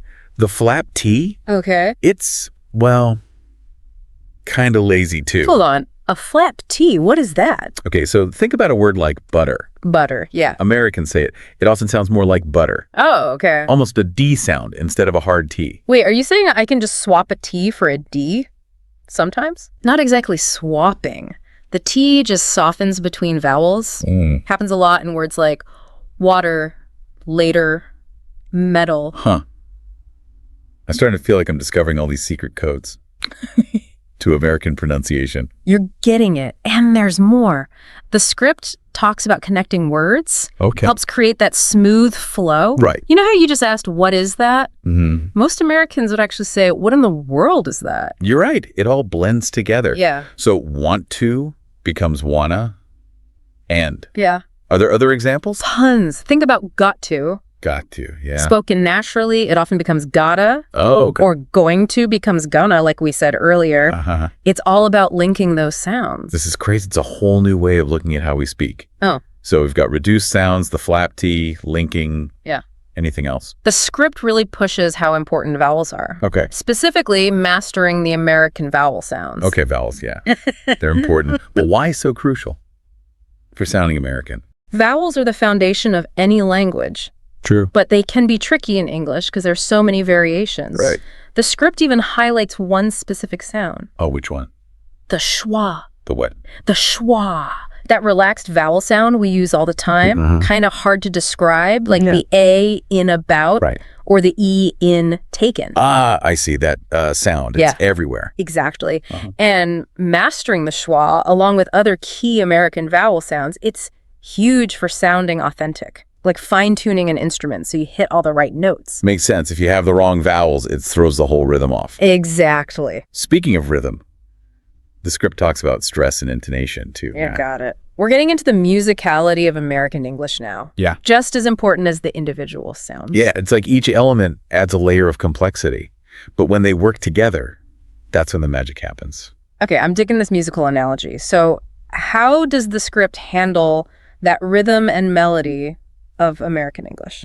Well, it starts with this idea of sentence stress. Sentence stress. Basically, we emphasize certain words in a sentence more than others. Oh, like, I think I already do that. Mm-hmm. Like, I went to the store. I'd probably emphasize went and store. Right.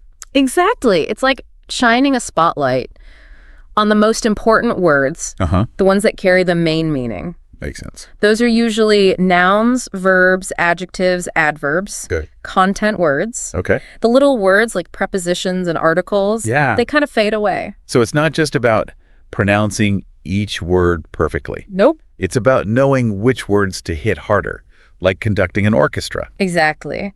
And the script gives some really cool examples. Does it? Takes phrases right from that video you sent Yeah. and shows you how the meaning changes depending on where you put the stress. Whoa, can you give me an example? I gotta hear this. Sure. Let's take, I bought a new car. Okay. Classic. Now, if you say it with equal stress, Yeah. sounds flat, almost robotic, but listen to what happens when we shift things around. I bought a new car. Whoa. Okay, yeah, totally different. It's like the first way, you're just stating a fact, but the second way, like you're, I don't know, excited. Exactly. That's the power of sentence stress.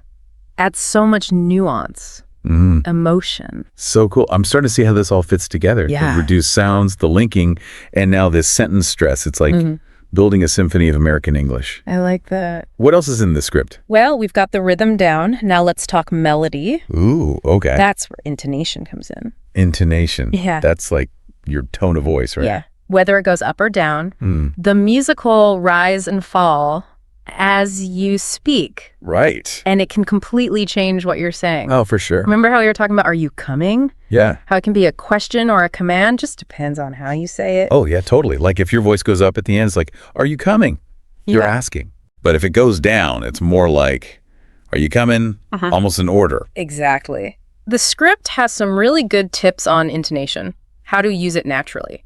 Like we often go up at the end of a list, or when asking a yes-no question. It's like a whole secret code to American English. Kinda, yeah. Oh, and speaking of codes, the script talks about phrasal verbs too. I remember struggling with those. Yeah, phrasal verbs. They can be tricky. They really can. It's like you got to figure out how the verb and the preposition work together. It's like a little puzzle to create a new meaning. Yeah, exactly. Like take out. Take out, yeah. It doesn't literally mean take something outside. Right. It could be going on a date or getting food. Yeah, there you go. Huh? And the script highlights some of the most common ones, shows you how to use them in conversation. That's helpful because they're like everywhere in spoken English. For sure. And mastering those definitely makes you sound more fluent, authentic. Another level unlocked. So we've gone from reduced sounds to linking, then sentence stress, intonation, now phrasal verbs. It's like we're building a whole pronunciation toolkit. I love it. What's next on this adventure? Well, the script gets really smart here. It wants you to actually put all this into practice. Oh, okay. A challenge. I'm ready. It gives you some common American phrases. Go. Asks you to try saying them out loud. Pay attention to everything we've talked about. Reduced sounds, linking, the stress, intonation. Even try to slip in some phrasal verbs. Love that. Taking everything we've learned and like putting it to the test. Pronunciation workout time. You got it. Moving from theory to practice. Yeah. Makes sense. It even suggests recording yourself so you can hear how you sound. That's a good idea. I always find it helpful to hear myself. Sometimes I'm like, whoa, is that what I sound like? We've all been there. But the more you practice, the more natural it'll feel. Okay, this is encouraging. Like I'm finally cracking the code. Yeah. But I am curious. Any other tips for like continuing to improve beyond this deep dive? Absolutely. And this one's really cool. I'm all ears. What's the secret weapon? It wants you to be a pronunciation detective. Ooh, I like that. Pay attention to how Americans talk. Okay. Like in movies, TV shows, even in real conversations. Yeah. Listen for those reduced sounds, the linking, the stress, the intonation. Right. It's like a treasure hunt for pronunciation gold. Haha, I love that. And I bet the more I listen, the more those patterns will just click. Exactly. Train your ear. To the music of American English. And the script goes even further. Oh. Tell me more. It challenges you to try mimicking what you hear. Pick a scene from a movie Okay. or a show and try to copy the actors. Pronunciation, intonation, their rhythm. Okay, that's a challenge. Yeah. Like taking those pronunciation gems and actually trying to recreate them. It doesn't have to be perfect. The point is to play with the sounds. Yeah. Experiment. Have fun with it. Right. The more you do it, the easier it gets. I like that. It's like turning language learning into a game. Oh, and I remember the script had that challenge to make sentences with phrasal verbs. Oh, yeah. Did you see that? That's such a good way to really get them, Wow. see how they work. Totally. Putting all those pieces together. I guess the big takeaway is pronunciation is a journey, not a destination. You got it. Stay curious, pay attention, keep practicing. And you know what? I bet the more I learn, the more I'll really appreciate how cool and rich English is. Absolutely. You're discovering a whole new dimension of the language. I love it. Well, I think this brings us to the end of our deep dive. Wow, what an adventure. It's been fun. I feel like I have a whole new toolkit for tackling American pronunciation. To recap, we got to embrace those reduced sounds. Link words together like it's nobody's business. Don't be afraid of the flap T, and let that intonation fly. Yes. That's it. Most importantly, have fun with it. Exactly. And remember, you're not alone. There's tons of resources out there. Online courses, language partners, even pronunciation apps. It's so true. And of course, you can always reach out to us if you have questions or just want to share what you've learned. Absolutely. We're here to cheer you on. So go out there, embrace those American sounds, and keep that detective hat on. Thanks for joining us today. Until next time, keep those ears tuned and keep practicing. All right, so you're maybe trying to pick up some conversational English, Okay. maybe for a trip or just for fun. Right. Well, we're going deep today on just a list of 66 common words. Okay. But I think even if you know these words already, Yeah. trust me, there's more to uncover here. Yeah, absolutely. I mean, we take these simple words for granted. Right. But they really do hold these fascinating insights into how language works, Yeah. how cultures interact, Wow. even how our minds are wired, you know? It's like finding hidden treasure in our own backyard. Exactly. Our first section here is greetings and introductions. Okay. And you think simple stuff, right? Hello, goodbye. Yeah, sure. But I'm already sensing there's a but coming. Well, yeah, I mean, consider please and thank you. Okay. Yeah, they're polite. But think about the power dynamic there. Okay. You know, please subtly positions the speaker as needing something, Right. almost in a lower position. Huh. Fascinating how these tiny words establish sort of this hierarchy. Wow. I never thought of it that way. Yeah, So is thank you then a way to kind of acknowledge that power dynamic? exactly. Right. It creates this dance of social obligation in a way. Interesting. And it varies across cultures too. Like in some, a simple thank you is enough. Mm-hmm. But in others, there are these elaborate rituals of gratitude. Oh, wow. And, you know, if you misread those cues, Yeah. you can run into all sorts of awkwardness. So even these basic greetings are like packed with this cultural baggage Absolutely. we might not even realize we're carrying around. Yeah. Let's move on to common questions. Okay. This is like the 5 W's and an H: what, who, where, when, why, and how. Right. The foundation Chasing of curiosity, right? Absolutely. But think about how those seemingly simple words unlock the most complex questions. Yeah. I mean, you can go from what's for dinner Right. to what is the meaning of life. Wow. And mastering these questions isn't just about vocabulary. Okay. It's about equipping yourself to learn anything. Oh, that's cool. You know, Yeah. it's like having keys to the universe of knowledge. Mm-hmm. Now, the next section, everyday actions, seems pretty straightforward at first glance. Yeah. You've got your eat, drink, go, come. Yeah. Kind of mundane actions, right? True. But they're also the building blocks of how we describe our experiences and tell stories. Oh, okay. You know, I went to the store. I mean, simple, but without that verb went, the whole thing falls apart. Right. These actions become the verbs that drive our sentences. So it's making that communication dynamic. And it's amazing how these simple verbs combine with other words Oh, yeah. to make more nuanced actions. Right. So go becomes go ahead, go back, go out. Exactly. Just a handful of verbs, and the possibilities are endless. That's the beauty of language, Right. this incredible efficiency and flexibility. Yeah. So from just a few core verbs, we construct this infinite array of meanings. Let's talk about time and directions and basic needs. Oh. Words like tomorrow, yesterday, Mm-hmm. home, money. These feel really deeply connected to just the human experience. Oh, they reflect our primal need to orient ourselves in the world. Ah. You know, tomorrow is so fascinating. Yeah. Because it's not just about the next day. It embodies hope and possibility, even anxiety about the future. It's true. We grapple with time and place and survival. Yeah. And these words capture that. It's like each of these words is a tiny window into the evolution of human consciousness. It really is. Speaking of evolution, the feelings and reactions list Okay. feels like a Pandora's box waiting to be opened. It is. We have happy, sad, angry, tired. They Yeah. seem basic. Yeah. But then you think about all the cultural layers. Right. What makes one person happy might be neutral to another. That's true. And how we express these emotions. I mean, Yeah. that's a whole other world of cultural norms and unspoken rules. So even learning the words isn't enough. Right. You need to understand the context Absolutely. in which they're used. Yeah. It's making me realize how much I take for granted in my own language. That's the point of this whole deep dive, Yeah. to appreciate those hidden complexities, even in the simplest words.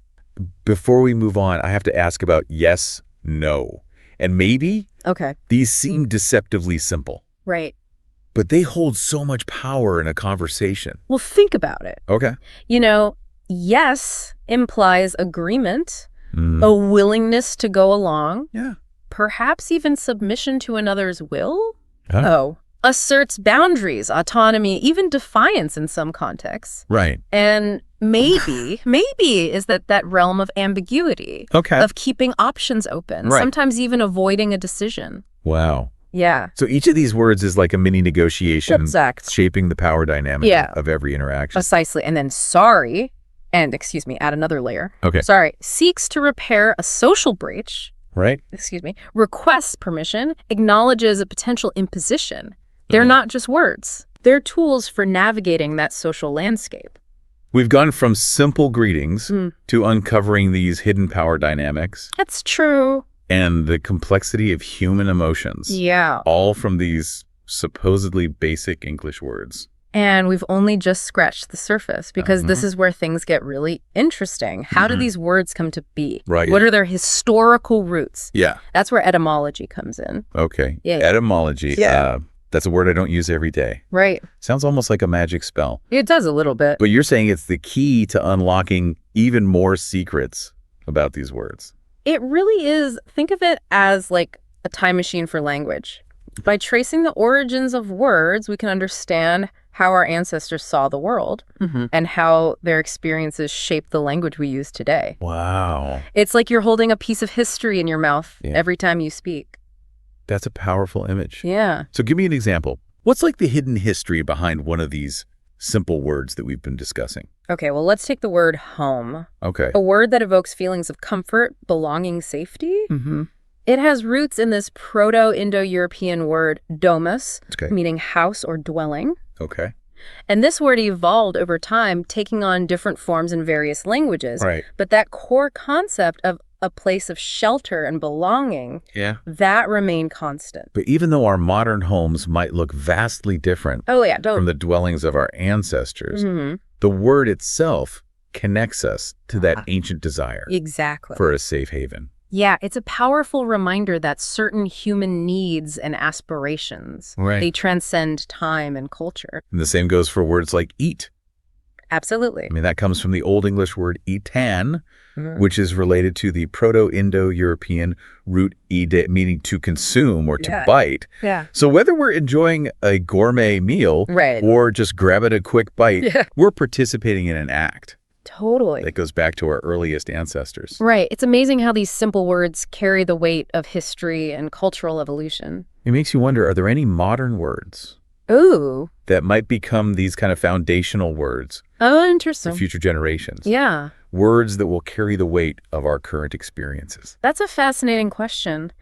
It's hard to say for sure which words will stand the test of time, Right. but I imagine words related to technology and the digital world Right. might become the new eaten home Right. for future generations. Yeah.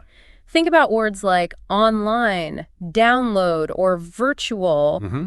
I mean, these are already deeply ingrained in our daily lives Yeah, they are. and could become even more essential in the future. I can already imagine a future etymologist Uh-huh. tracing the roots of online back to like our current era. Right. It's a reminder that language is constantly evolving, Absolutely. reflecting those changes in our world and the way we live. Precisely. And while predicting the future of languages is impossible, Right. it's safe to say that these basic words we've been discussing, Okay. they have a good chance of sticking around Yeah. because they represent such fundamental aspects of human experience, Mhm. our need to connect, to communicate, to make sense of the world. It's comforting to know that even as language evolves, some things remain constant. Absolutely. And speaking of constants, we've discussed how please Yeah. and thank you Right. can reflect those power dynamics. Yeah. How yes and no are tools for navigating social situations. And how even a word like tomorrow Right. embodies our complex relationship with time. Yeah. But there's one category we haven't delved into as deeply. Okay. Feelings and reactions.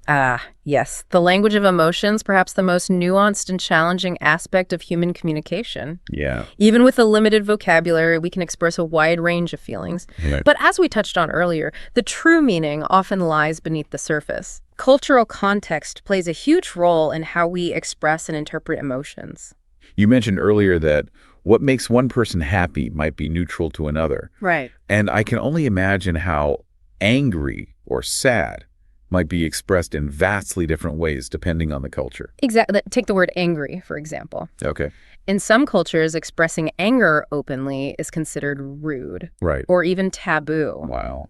While in others, it's seen as a healthy way to communicate frustration. Okay. And even within a single culture, there are different ways to express anger, from a raised voice to a subtle change in facial expression. So learning the words for emotions is just the beginning. Right. Understanding the cultural nuances and unspoken rules around expressing those emotions Yeah, is key to effective communication. absolutely. It seems like a potential minefield for misinterpretations. It can be, but it's also an opportunity for incredible growth and understanding. Right. By paying attention to how different cultures express emotions, Yeah. we can become more sensitive communicators and build stronger relationships across cultural divides. So how can we use these basic words for feelings and reactions to communicate more effectively, especially when dealing with complex emotions that go beyond simple happy or sad? Yeah. I'm thinking about how often we struggle to articulate our feelings even in our own language. It's true. One approach is to combine these basic emotion words Okay. with more descriptive language to paint a richer picture of what we're feeling. Instead of just saying, I'm sad, we could say, I'm feeling down or I'm heartbroken. Right. It adds a layer of depth Okay. and helps others understand the intensity and nuance of our emotions. So it's about building upon the foundation of those simple words Yeah. to create more precise and expressive language. Exactly. But what about those times when words simply fail us? Okay. How do we communicate emotions that are difficult to put into language, Yeah. especially across cultural boundaries? That's where nonverbal communication comes into play. Yeah. Our facial expressions, body language, and tone of voice often speak volumes. Right. A gentle touch, a warm hug, or even a shared silence Yeah. can sometimes convey more than words ever could. Wow. Think about how a simple smile can transcend language barriers Right. and create an instant connection. So effective communication isn't just about finding the right words. It's not. It's about using all the tools at our disposal to express ourselves authentically and connect with others on a deeper level. Precisely. And remember, communication is a two-way street. Right. It's not just about expressing our own feelings. Yeah. It's also about actively listening to the emotions of others, Okay. even when those emotions are unspoken. It's making me realize that effective communication, Yeah. especially when it comes to emotions, is an art form in itself. It truly is. It requires empathy, Okay, patience, and a willingness to be vulnerable. And like any art form, it takes practice Right. and a willingness to make mistakes. Yeah. But the rewards are immeasurable. When we can communicate our emotions effectively, we build stronger relationships. Right. We create more understanding. Yeah. And foster a more compassionate and empathetic world. On that note, let's take a moment to reflect on everything we've explored so far. Okay. From greetings to emotions, from power dynamics to cultural nuances, Yeah. these simple words have revealed a world of complexity and insight. It's amazing what we can discover when we look beneath the surface of the everyday. Yeah. And it highlights the power of language to connect us, to help us understand ourselves and others, Right. and to make sense of the world around us. We've covered a lot of ground, but there's still so much to explore. Oh, there is. We've got some fascinating listener questions waiting for us. Okay. Let's dive into the practical applications of these powerful words in everyday life. Sounds good. Welcome back to the Deep Dive. I don't know about you, but I'm feeling a renewed sense of awe for the power of simple words. It's remarkable, isn't it, how much depth we've uncovered in the everyday. And it seems our listeners are feeling it too. We've got some great questions that take this exploration even further. Let's dive right in. Our first question comes from Sarah. Okay. She asks, if these basic words are so powerful, are there any tips for using them more effectively in everyday conversations? That's a great question, Sarah. And it reminds us that communication isn't just about the words themselves, Right. but how we deliver them. Okay. So one tip is to be mindful of your tone of voice. Okay. Even a simple yes can convey enthusiasm, hesitation, Right. or even sarcasm, depending on how you say it. So it's like adding this layer of musicality to our speech. Exactly. What else can we do to make those basic words really sing? Pay attention to nonverbal cues. Okay. Your facial expressions and body language can amplify or contradict your words. Right. Imagine saying, I'm happy while frowning. Yeah. The message gets muddled. We're communicating even when we're not speaking. Yeah, that's true. So that congruence between words and body language, that's key. It's a good reminder to be aware of our overall communication style. Yeah. Speaking of sending mixed signals, Okay. our next question is from John, Okay. who asks, how do you navigate saying no politely, Okay. especially in situations where you don't want to hurt someone's feelings? That's a universal challenge, John. It is. It's all about finding that balance between honesty and kindness. Right. One approach is to express appreciation before declining. Okay. You could say, thank you so much for thinking of me, but I'm not able to commit to that right now. So acknowledging the request before stating your no? Exactly. Oh, that softens the blow a bit. It does. Any other strategies for those tricky no situations? Sometimes a brief explanation helps. Okay. You might say, I'd love to, but I'm already overcommitted this week. Right. You don't have to over-explain, but a little context can go a long way. It's also important to remember that no is a complete sentence, right? We have the right to set boundaries without feeling obligated to justify ourselves. Your no is valid, Yes. and you don't owe anyone an explanation if you don't feel comfortable giving one. Right. Trust your intuition and prioritize your own well-being. Our final question comes from Maria, Okay. who's feeling a bit overwhelmed by the prospect of learning new languages. Yeah. She asks, do you have any advice for getting started? All the grammar rules and vocabulary feel intimidating. I understand completely, Maria. It's easy to feel lost when faced with a new language. Right. My advice is to start with the basics. Okay. Greetings, common phrases, and yes, those 66 powerful words we've been dissecting. So building a solid foundation with the essentials before tackling the more complex stuff Exactly. makes sense. Yeah. What else can help those starting on their language journey?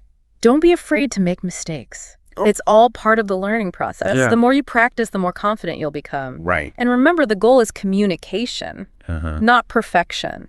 Exactly. And find ways to use what you're learning in real-life situations. Oh, yeah. Chat with native speakers, watch movies, read books, Right? even if you only understand a few words at first. Yeah. Immersion is key. Absolutely. The more you surround yourself with the language, the more natural it will become. Okay. And who knows, you might even discover hidden depths in your own native language along the way. Well said. It's been an incredible journey exploring the power of simple words. It really has. From basic greetings to the nuances of emotional expression. Yeah. We've seen how these building blocks of language shape our communication, our relationships, Right. even our understanding of the world. And we've only just begun to scratch the surface. I know, it's exciting. There's a lifetime of exploration to be had with even the simplest words. So as you go about your day, pay attention to the words you use. Yeah. Both spoken and unspoken. Right. Embrace the nuances, explore the depths, and remember, even the smallest words have the power to create profound connections.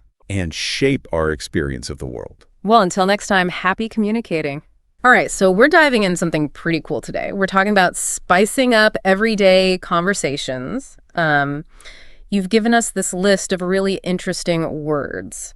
And it seems like you're looking to move past the basic vocabulary. Find those real gems. Yeah, the gems that really capture a feeling. Exactly. It's not about being pretentious, but it's about really wielding language in a more intentional way. Like you want to use these words and not sound like you're giving a lecture. Yeah. Exactly. You want them to flow naturally. So the piece we're going to dive into is called 11 Most Useful Advanced Words for Daily Conversation You Probably Never Hear Yet. Okay. Which is a mouthful, but I think this is going to be fun. It's a great title. So first word, serendipity. I just love this word. Yeah. It's not just luck, it's luck that brings something good. Right. It's that good luck. Yeah. So I remember... You had a serendipitous moment? I did, actually. I was completely lost in a new city, and I mean, hopelessly lost. Oh, and I bet that wrong turn Yeah. led to something fantastic. I stumbled upon this hidden courtyard, and there was this tiny cafe with like the aroma of fresh pastries, live music, the most charming atmosphere. I never would found it if I hadn't gotten lost. Well, that's the thing about serendipity, isn't it? It's about being open to the unexpected, recognizing opportunity when it presents itself, even if it's like a detour, like a conversation. Sometimes the most interesting parts of conversations are when you go off script a little bit, you know? So it's not just about like stumbling onto something good, it's recognizing the potential. Yeah. Recognizing the potential. Yeah. Okay, that makes sense. All right, so let's move on from serendipity to quirk, which I think we all have. Oh, yeah. And we love them about people. Little things that make us unique. Those endearing oddities. Not weird, just endearing, you know?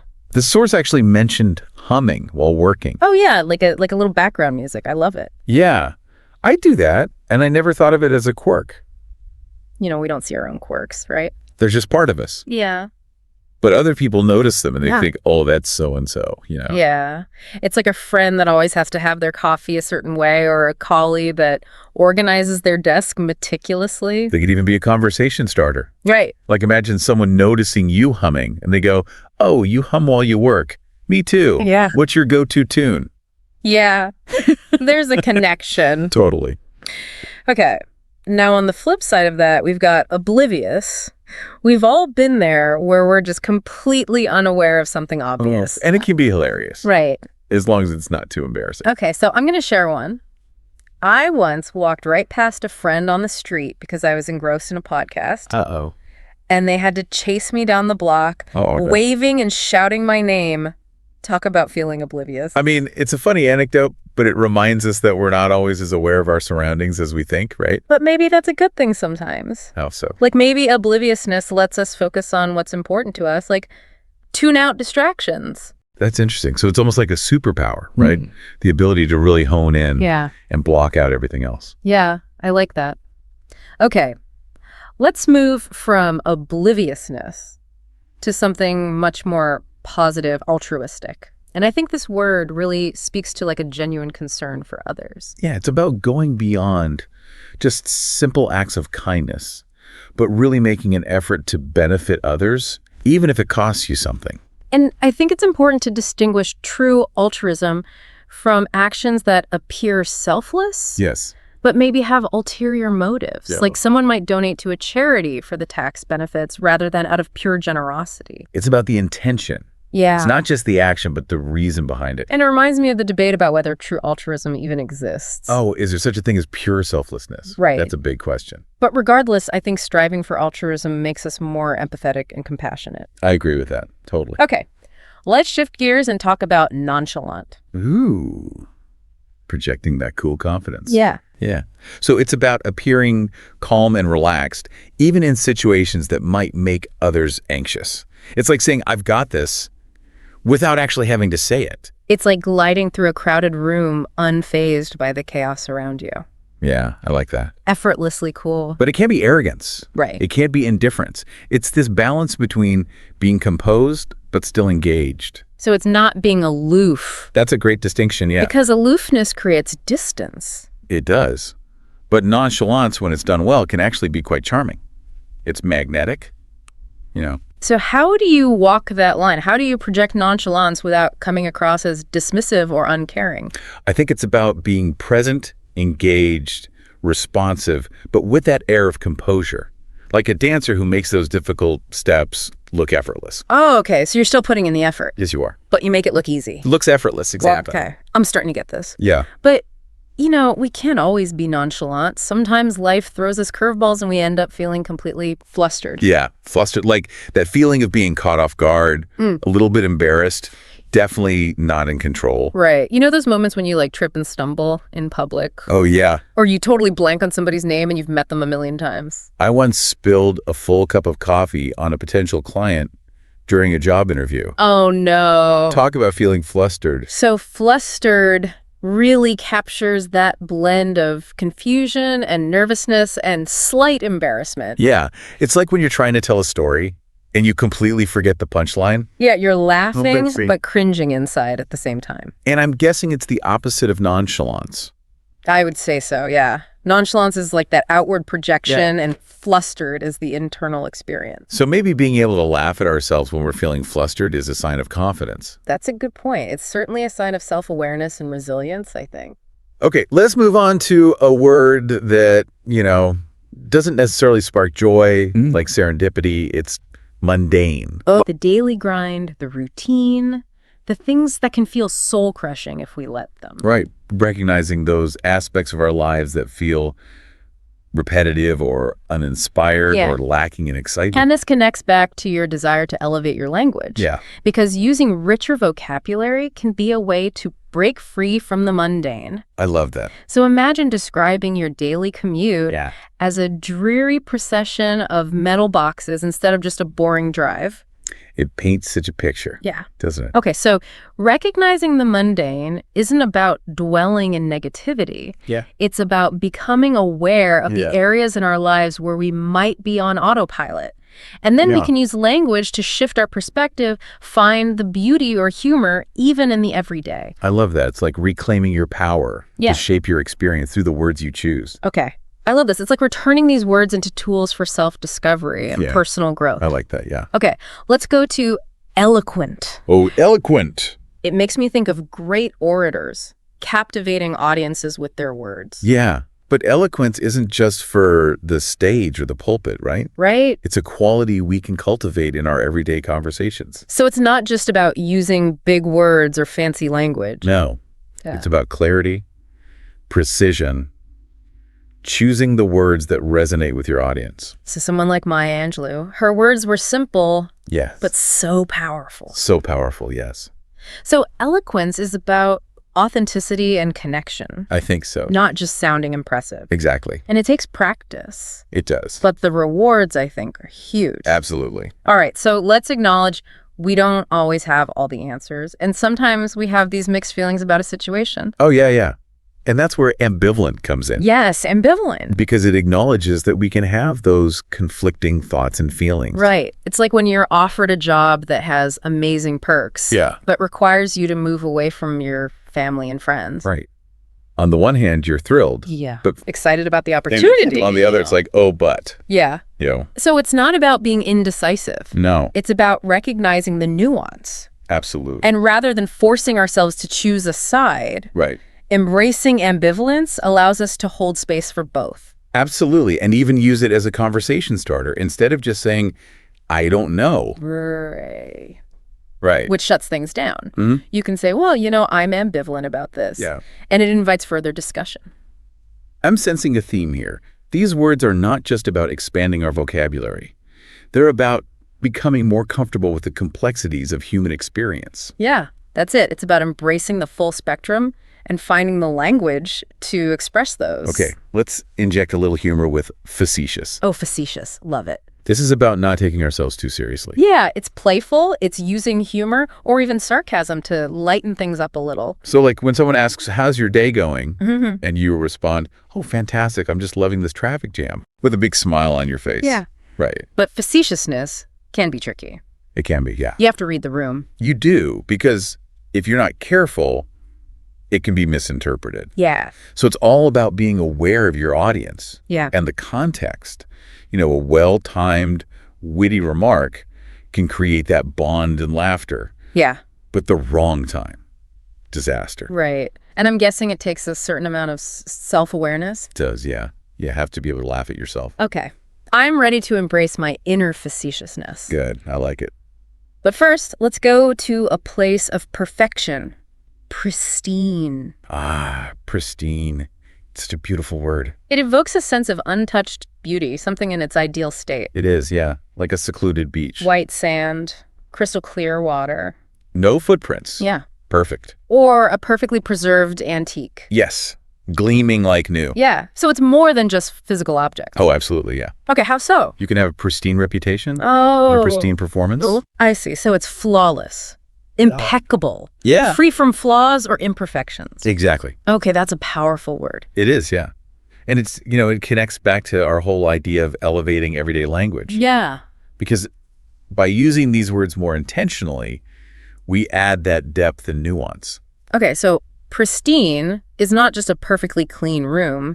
It's striving for excellence and clarity in all aspects of our lives. That's a great way to put it, yeah. Wow, we've explored 6 of the words on your list. We'll be back with more in part 2 of this deep dive. Looking forward to it. Yeah. Welcome back to our deep dive. I am still kind of buzzing from our exploration of those first 6 words. Yeah. But we're just getting started. We've got 5 more. We do. And remember, this isn't about just adding words. It's about expanding your capacity for expression, Yeah. connecting with people on a deeper level. So where should we go next? Let's revisit flustered, because I think we've all been there. That feeling of being caught off guard, a little embarrassed. Totally. Your mind racing. Yeah, we talked about it being the opposite of nonchalant, but is there a way to reclaim our composure when we're feeling flustered? That's a great question. Mm-hmm. And it reminds me of the power of self-awareness. Mm-hmm. If you recognize you're feeling that way, Mm-hmm. you can start to manage it. Mm-hmm. It's like saying to yourself, okay, I'm a little flustered right now, but I'm going to take a deep breath. So it's like acknowledging the feeling, but not letting it control you. Yeah, and sometimes humor can be a good way to kind of diffuse the tension. Yeah, If you can laugh at yourself and the situation. right. It takes the sting out of it. It does, yeah. Okay, so laugh at my flustered moments. Got it. Add it to the list. Okay, let's shift to a word that I think often gets a bad rap. Mundane. Okay. It's easy to see it as like the enemy of excitement, right? Right. The ordinary, the routine, the things that can, feel a little soul-crushing. Yeah. But we talked earlier about how recognizing the mundane can be a catalyst for change. Yeah, because it's about becoming aware of those areas in our lives that have just become automatic. We're going through the motions. Like brushing our teeth or commuting to work or checking email, things we do every day without really thinking. Yeah, Yeah. exactly. And those things, they can start to feel draining if we don't find a way to inject some meaning into them. Okay, so how do we do that? I think it starts with awareness, right?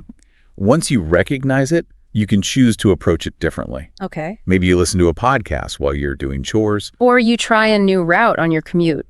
Or maybe you use that mundane task as an opportunity for mindfulness. Oh, I love that. So instead of rushing through your morning routine, you focus on the sensations. Yeah. Like brushing your teeth or the taste of your coffee. Being present in those little moments. Yeah. So it's about finding those moments of beauty, even in the midst of the ordinary. Yes. And language can play a role in this, right? Absolutely. Okay, how so? Well, by using more descriptive language, we can shift our perspective.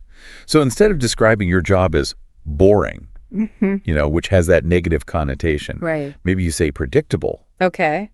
which then opens up that possibility of, well, how can I be more creative? How can I challenge myself? So we're reframing the experience through the words we choose. And that can impact our emotions Yeah. and our actions. It's like looking at a familiar painting, but with fresh eyes. Okay. I like that. So recognizing the mundane is not about dwelling in negativity. It's about becoming aware of the potential for transformation. I love that. Yes. All right. Let's go back to eloquent. We talked about how it's not about using big words. Yeah. It's about conveying your message clearly. With impact. With impact. Yeah. We talked about how Maya Angelou embodied eloquence. Yes. But how do we cultivate that in our own lives? Is it something we're born with, or can it be developed? I think it can be developed. I think it's like learning a musical instrument. You don't become a virtuoso overnight. Right. It takes practice. So any practical tips for developing eloquence? It starts with being mindful of the words you choose, right? Okay. Pay attention to the subtle differences between words that might seem synonymous. Okay. So like instead of just saying happy, maybe I say delighted, joyful, exuberant. Yeah. Right. Depending on the specific shade of happy I want to express. Exactly. And don't be afraid to experiment. Try using new words, even if you're not sure you're using them exactly right. The more you play with language, the more comfortable you become. Like trying on different outfits. I love that. You might not love everything. Yes. But you develop a sense of what works for you. Exactly. And just like with fashion, with eloquence, you find your own style. Okay. There's no right way to be eloquent. I'm feeling inspired to expand my linguistic wardrobe. Good. I like that. But let's be real. There are times when even the most eloquent person Yeah. is left speechless. Totally. We're faced with a situation so complex Yeah. that we don't even know what we think. Yeah, those gray areas in life Yeah. where we don't have those clear-cut answers. And that's where ambivalent is really helpful. It allows us to hold space for both sides. Exactly. Instead of forcing yourself to choose a side, you could acknowledge the validity of both perspectives. It's like being a judge in a courtroom. You have to listen to both sides Yeah. before reaching a verdict. That's a great analogy. And Sure. just like a judge, you have to have that detachment and objectivity. So how do we cultivate that? How do we avoid getting swept away by our own biases or emotions? I think it starts with curiosity. Okay. Instead of jumping to a conclusion, you approach it with a desire to understand. So ask questions. Really listen. Be willing to sit with the discomfort of not knowing. Exactly. That reminds me of the quote from Rumi, "Out beyond ideas of wrongdoing and right doing, there is a field. I'll meet you there." That's beautiful. And it really does speak to that ability to be open. Yeah. Okay, so we've explored flustered, mundane, eloquent, ambivalent, and now we have one more word. And it's facetious. Facetious. I feel like a shift in tone. Yes, we're bringing in the humor. Yeah, a little playfulness. Yeah, a little playfulness. Okay, so facetious is all about using humor, sometimes sarcasm, to lighten the mood. But it's a delicate dance, right? It is. Because you could offend. It's all about subtlety and timing. Like a well-placed wink. Okay. You know, it can create that shared understanding. But if you wink at the wrong person or at the wrong time, it can be a disaster. Exactly. Exactly. So you have to read the room and know your audience. So probably not something you would use with a stranger. Maybe not, unless you're really good at reading social cues. Right. And you have that confidence. But even then, it's a risk. So how do we develop that sense of when to use facetious? Is it something that just comes with experience? I think so. The more you interact with people, the more you'll learn about social dynamics, those subtle cues. And I'm guessing self-awareness plays a role here too. Absolutely. Being Yeah. able to laugh at yourself, not take things too seriously. So it's like you're saying, hey, I trust you enough to let you see my lighter side. Exactly. Yeah. Exactly. And when it's done well, Yeah. it can create that joy and intimacy. So it's not just about making a witty remark. It's about creating that shared moment Absolutely. of laughter and connection. I love that. Yes. Wow. We have explored so much in this segment alone. We've gone from the depths of flustered moments to the transformative power of the mundane, from the art of eloquence to the nuances of ambivalence and the delicate dance of facetiousness. And in the final part of this deep dive, we're going to bring it all together and discuss how to integrate these words into your everyday life, making them not just words you know, but words you use. Sounds good. All right, welcome back to the deep dive. We've been exploring these 11 words, but now comes the exciting part. How do we actually make them a part of our conversations? Yeah, it's like we've got this great toolkit, Right. but we need to know how to use it.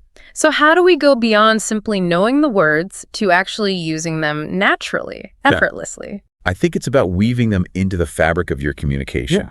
And the beauty is it doesn't have to be a big, daunting task. Okay, so no flashcards. No flashcards, no. Not endless drills. Start small. Focus on integration. Okay, I like that. So where do we begin? Okay, well, instead of trying to master all 11 at once, pick just 3 that really speak to you. That you can envision yourself using. Exactly. Let those be your linguistic companions Okay. for the week. So like if someone is drawn to the idea of serendipity, embracing chance encounters, Yeah. they might choose serendipity, nonchalant, and pristine. Oh, nice. I like those choices. Yeah. That works. So once you've chosen your 3 words, Yeah. what's next? Make them visible. Write them down. Put them Write on them sticky notes. Okay. Around your house. Yeah, around the house. On your mirror. Yeah. On the fridge. Yeah. Reminders on your phone. So you're creating this subtle awareness. Exactly. And every time you see that word, challenge yourself to use it. Okay. In a sentence. Yeah. Say it out loud or just think it in your head. Right. Just to get that familiarity. Yeah. Just make it feel more natural. And don't be afraid to experiment. Oh, no. Try using the words in different situations. With different people. See how they fit. Absolutely. It's like trying on new shoes. You got to walk around in them a little bit. Okay. I'm starting to feel more confident about using these words. I love that. What about writing? Can that be a helpful tool? Oh, absolutely. It gives you that low pressure environment. You can take your time, look up definitions, and play around. Like journaling. Yeah, journaling is great. Or even emails, text messages. Just finding those opportunities. Yeah, to just stretch those linguistic muscles. Yeah. And what about observation? Paying attention to how others use language. Oh, that's huge. I listen to a ton of podcasts, and I'm always picking up new words and phrases. Yeah, pay attention. What words are they using? How are they using them? The tone of voice, the pacing. And you can even borrow. Yeah. See what you like. Okay, so we've talked about picking 3 words, making them visible, practice, observation. Any final advice as we wrap up this deep dive? Yeah, I would say, remember, the goal is not to sound pretentious. Right. It's about enriching your communication, being authentic. It's about unlocking the power of language to enhance your everyday experience. I love that. So I'd like to leave everyone with this challenge. Choose just one word we've explored and try to use it in a conversation. Notice how it feels. How it changes the flow of the conversation. Have fun with it. Yeah. Remember, language is a gift. It's a tool for connection, creativity, self-expression. Thank you for joining us on this deep dive. Until next time, keep exploring and keep expressing yourself. Thanks for listening.